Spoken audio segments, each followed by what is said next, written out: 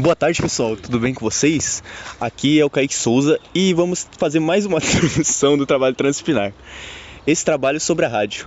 Então fica aí com o vídeo, olha esse ambiente, lindo pra caramba, tá ligado? E é isso, roda a transmissão! Rádio.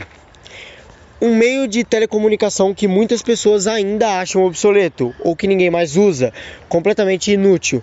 Porém, temos aqui relatos e falas de algumas pessoas especialistas que podem nos afirmar o contrário.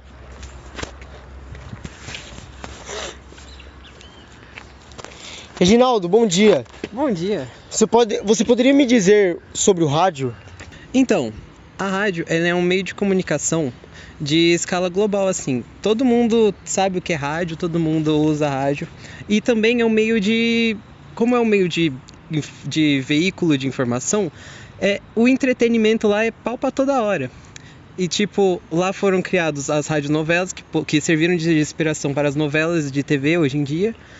As propagandas antes era feito nas rádios, tipo aquela música Chiclete, os jingles que ficam na sua cabeça. Quando passam no comercial da TV, tudo aquilo se originou na rádio. Muito obrigado, Reginaldo, pelo seu depoimento. A gente tem mais pessoas aqui que poderão nos explicar mais um pouquinho sobre essa rede de telecomunicações tão famosa. Não é verdade, Nicolas? Ah, sim, claro. Explicando, um pouco mais sobre a história, dessa ferramenta que a gente tanto conhece, que é o rádio, que infelizmente está se tornando obsoleta nesses dias. Ela, não sei se vocês sabem, mas só que uma parte importante da história dela foi relacionada aqui mesmo no Brasil, no Recife. Que foi algo importante, principalmente pra gente, ter um marco desse nome na nossa história, como você pode imaginar. E a primeira transmissão de rádio feita aqui, a primeira coisa relacionada a isso aqui no Brasil, foi feita por um grupo de estudantes. Foi uns 4 moleques, aí eles juntaram, pegaram uma lata de goiabada, eles juntaram com uns objetos assim, e eles formaram, eles fizeram uma própria transmissão deles. Além disso, no rádio geral, a história dele, ignorando a nossa contribuição brasileira, ela foi feita por vários nomes grandes na ciência. E tipo assim, como que eu posso dizer? Não é como se tivesse um inventor específico do rádio. Uma pessoa foi, fez uma parte, outra pessoa foi, complementou, foi indo e virou o que a gente conheceu. E além de tudo isso, claro, teve também muitos propósitos do rádio. Teve propósitos, claro, tanto para o entretenimento quanto para a comunicação mais voltada para a guerra, que foi muito utilizado nos anos 950, mais ou menos assim, onde o rádio não era de disponibilização para toda a população. Então, sim, ele é uma ferramenta que, por mais que a gente esteja não usando muito recentemente, ele já foi muito importante para a gente e é uma pena que ela esteja caindo em esquecimento agora. Ok, muito obrigado pelo seu depoimento. Aqui a gente tem mais uma pessoa muito importante para esse processo ter acontecido. Marconi, você poderia dar um pouquinho do seu depoimento sobre isso? Tá. Só tem uma coisa, que aquele cara ali, ele falou umas coisas meio erradas, mas vamos relevar, O que eu posso falar sobre o rádio? Um veículo tão importante para a história. Algo que começou um processo de revolução no conhecimento, no entretenimento.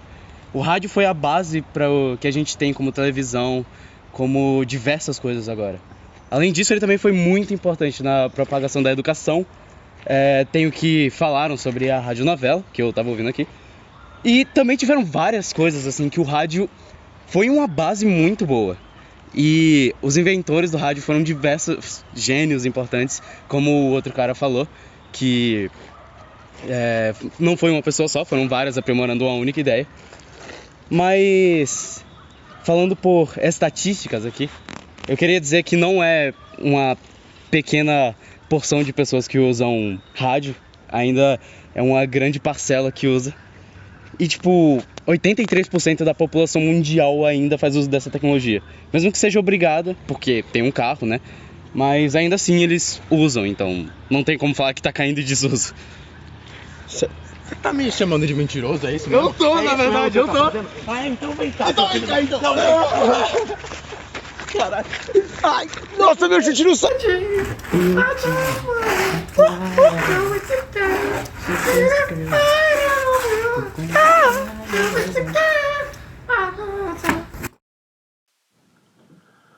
Oi, eu me chamo Fabrício e a minha parte nesse trabalho foi o capítulo 3, critério 1, que fala sobre a física da rádio, que explica tudo sobre a diferença de propagação entre o AM e o FM, fala também o que é a radiação eletromagnética, como é que ela se propaga, como é que ela é feita, como ela é formada.